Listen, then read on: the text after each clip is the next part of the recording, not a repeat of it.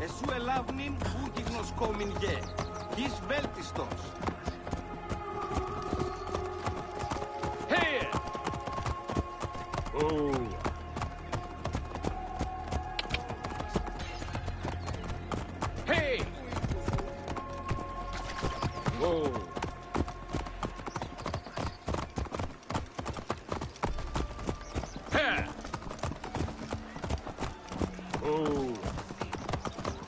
Αμελής εσύ, πού καλάβνεις η γνώσκης, παπ.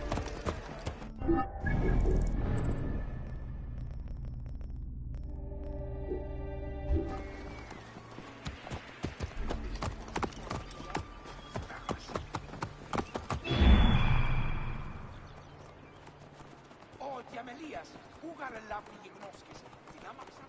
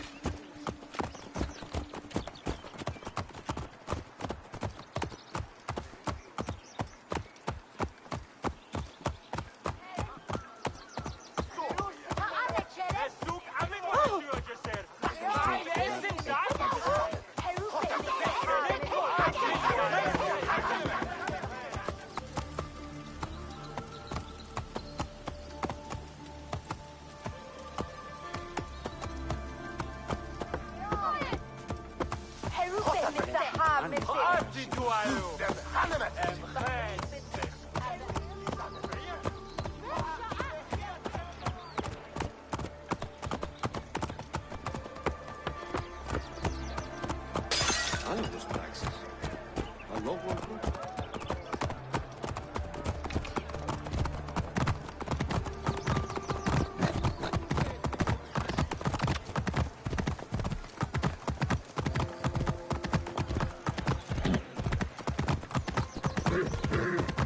Ελάβνει ου εσύ. Αμάξα ελάβνεις κακίστεος. Αμέν.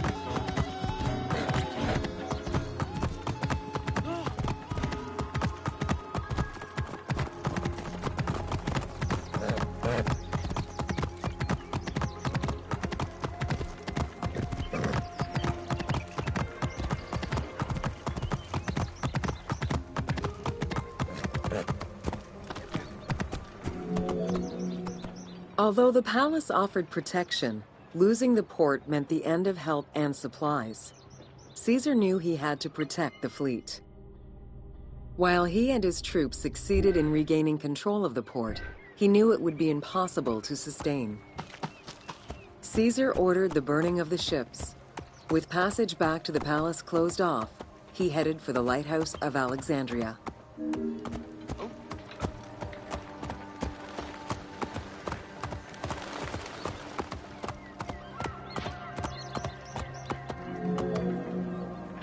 Fighting their way through the Egyptian troops, Caesar and his men eventually reached Pharis Island. There, they took refuge within the lighthouse. With easy access to the open sea, the exact chronology of events during the war in Alexandria remain imprecise. Conflicting accounts raise questions as to when, and even if, the Great Library of Alexandria was burned down at all. One account states that during the fighting, docks and warehouses were burned, and this was the fire that spread to the library. In another account, when Achilles cut off the harbor, Caesar had to leave the safety of the palace. In either case, the Great Library was not completely destroyed. Experts point out that its location was too far from the harbor, and much later texts refer to the Great Library as being intact. Warehouses near the harbor contained manuscript copies awaiting export, and it is more likely that these documents were destroyed than the Great Library itself. The destruction of the Great Library may have been due to a number of fires over the ages. Its end was probably closer to the 4th century CE. Where there are accounts of Achilles being in control of the battle against Caesar, it appears that instead Cleopatra's sister, siding with her brother, had him killed and put her ally Ganymedes in his place. Ganymedes proved a valuable tactician for the Egyptian side. It was his idea to cut Caesar's access to the harbor, thus During the time of Ptolemy I, canals had been dug throughout Alexandria to provide fresh water. Ganymedes had his men take control of these canals. After isolating their own water supply, he had his men pour salt water into the canals and cisterns that led to Caesar's camp. Panic erupted in Caesar's men. They wouldn't last long without fresh water. Recognizing that the porous limestone could help them, Caesar and his men dug wells to restore their water supply. Days later, the 37th Legion, comprised of Pompey's soldiers, arrived by ship. Unable to come ashore, with help from the Allied ships, Caesar's victory enabled him to push the Egyptians back and secure the lighthouse. Gaining control of Pharos Island sent the Alexandrians into the sea and swimming back to the city. However, Caesar's long. The enemy regrouped and were set to storm the island. Panics. Caesar attempted to retreat, but Port Eunostos' harbor was overrun with enemy ships, preventing escape. Reportedly, Caesar gathered his papers and leapt overboard in an attempt to swim to an Allied ship farther out. Unhappy with Ganymedes and wanting their king restored, the Alexandrians approached Caesar with a compromise.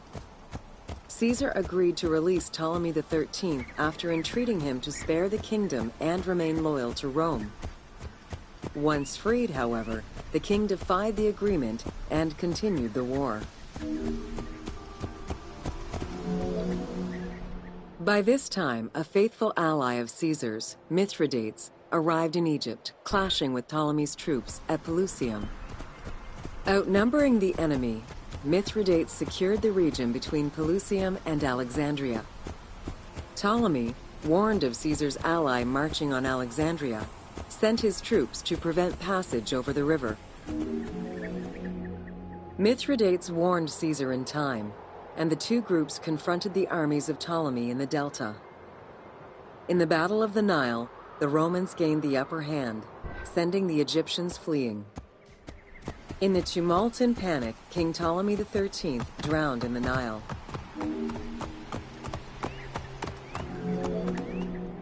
After the siege ended, Cleopatra VII married her younger brother, Ptolemy XIV, enabling her to reign over Egypt until 30 BCE. Under her rule, Alexandria settled into its position within the Roman Empire and eventually surpassed Athens as one of the most important cities in the Roman Empire. Julius Caesar remained in Egypt for a short time.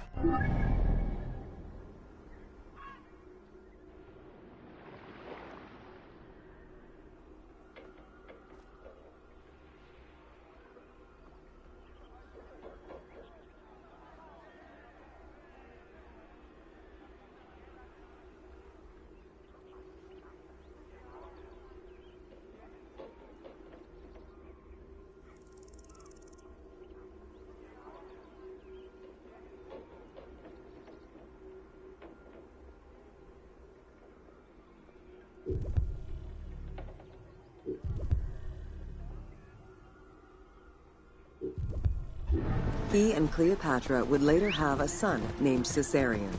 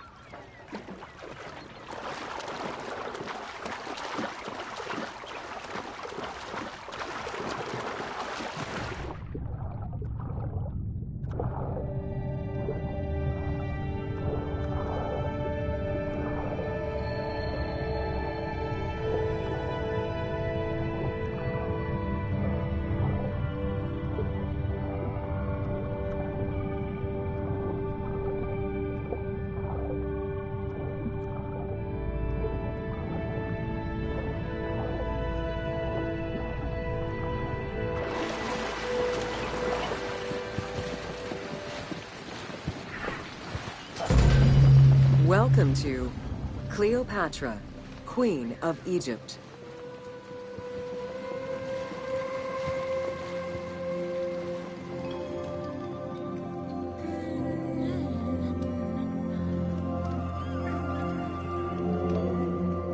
Cleopatra VII Theophilopator ascended the throne in 51 BCE at the age of 18.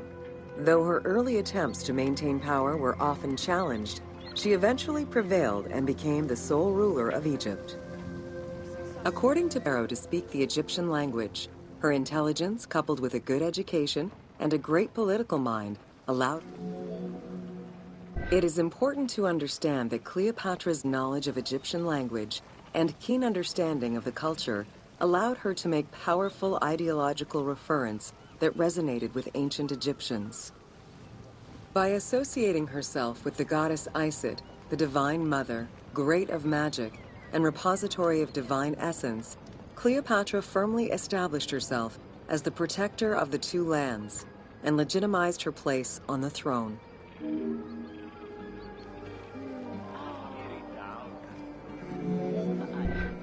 Upon his death in 51 BCE, Ptolemy XII Aulus bequeathed his kingdom to his daughter and eldest son, Cleopatra VII and Ptolemy XIII. During Cleopatra's exile, the Roman Empire was not without its own internal conflict. Caesar and Pompey were at war with one another, and after his defeat in 48 BCE, Pompey fled to Alexandria in the hope of finding refuge. This turned out to be an unwise decision. Listening to his advisors, Ptolemy XIII elected to have Pompey assassinated, his head kept as a gift, in the hopes of acquiring Caesar's favor. This gambit backfired. Instead of earning approval, the murder of a Roman greatly angered Caesar.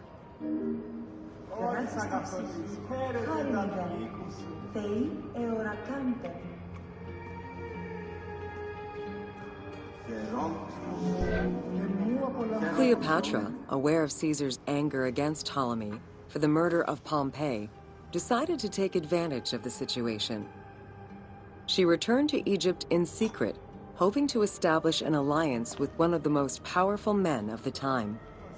Outside of the legend, where she had herself smuggled into his quarters in a carpet, what exactly happened during that fateful meeting remains a mystery.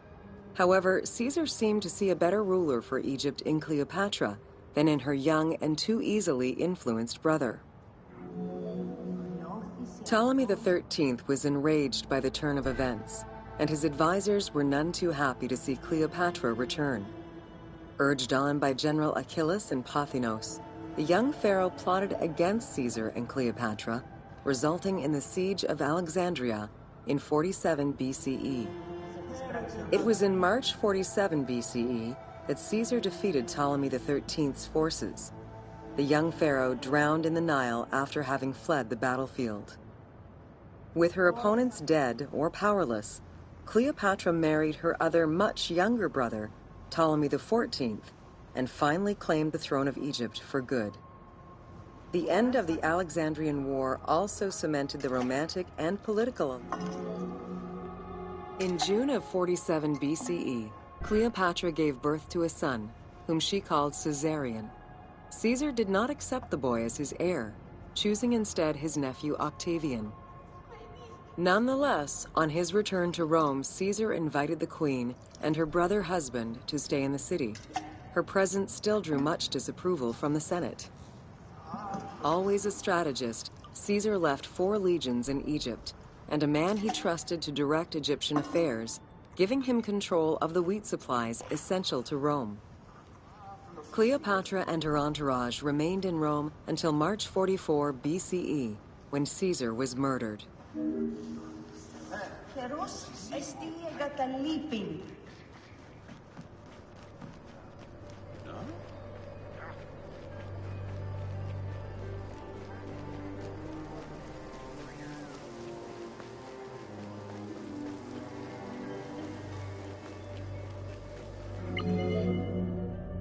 Caesar's most faithful ally, Mark Antony, often visited the Queen of Egypt during his stay in Rome.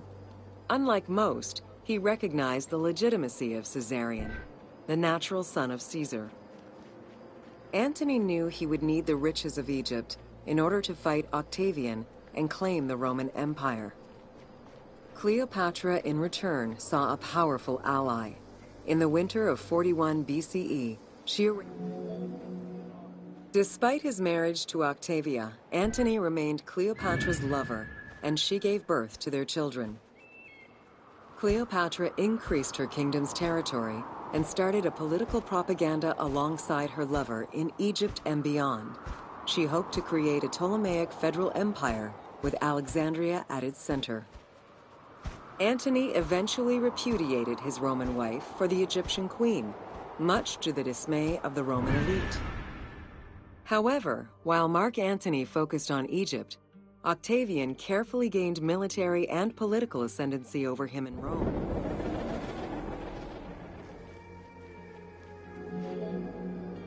Octavian managed his own propaganda campaign and succeeded. The Roman people hated Mark Antony and Cleopatra.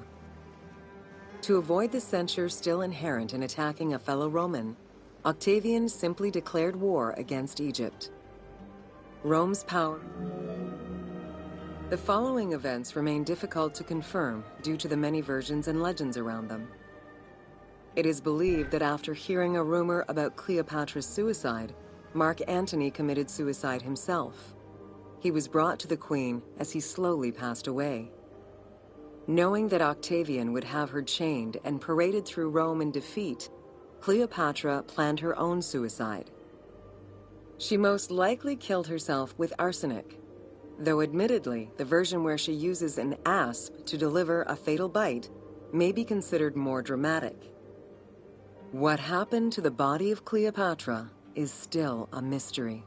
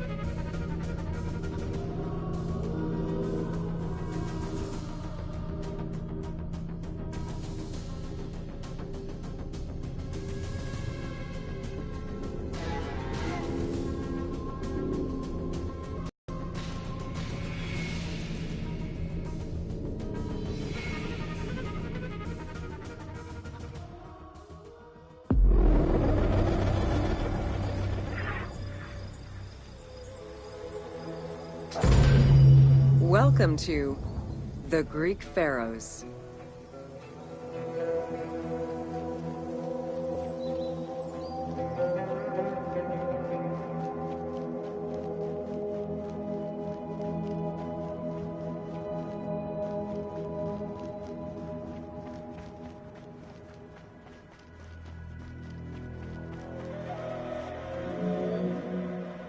Pharaohs were considered divine incarnations of the gods.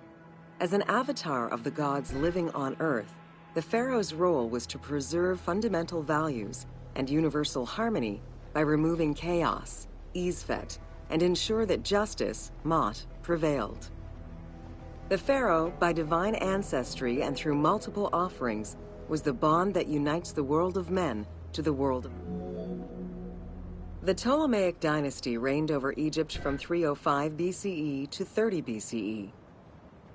The dynasty was called the Ptolemies of the Lagids, in recognition of the founder of the dynasty, Ptolemy Lagos, a Greek general and close friend of Alexander the Great. While Macedonian, Ptolemy Lagos understood that... Born in 356 BCE, Alexander the Great went through a hasty education in the affairs of the kingdom before integrating into the Macedonian army, where he quickly rose through the ranks. After his father's assassination in 336 BCE, which some believed was orchestrated by Alexander himself, he became king of Macedonia. Ruler of a unified kingdom and leader of... Ever victorious, Alexander the Great marched on, laying siege to city after city until he reached Egypt, where the Persians were defeated yet again. Viewed as a liberator by the Egyptian people. On his deathbed in 323 BCE, Alexander the Great gifted the satrapy of Egypt to Ptolemy Lagos. Perfectly aware of the value of Egypt, Ptolemy ensured not only the stability of the country's borders, but also its economic and military development. At the same time, he worked with the Egyptian elite to maintain the internal order of the country. Alexander died in Babylon in 323 BCE. His remains were placed first in a solid gold sarcophagus, and then within another. The casket was carried in an ornate custom wagon, gilded and set with precious stones, and pulled by 64 mules crowned with gold. The funeral procession was diverted to a grandiose temple in Alexandria, built in the conqueror's honor under the orders of Ptolemy I.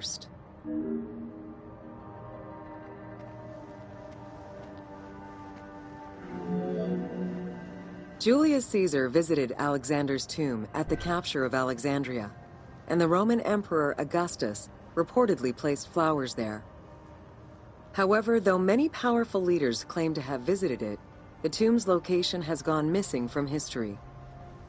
Some accounts do state that the golden coffin was replaced by a glass sarcophagus, probably by Ptolemy X. It is also implied that Cleopatra may have plundered the tomb in a time of financial crisis.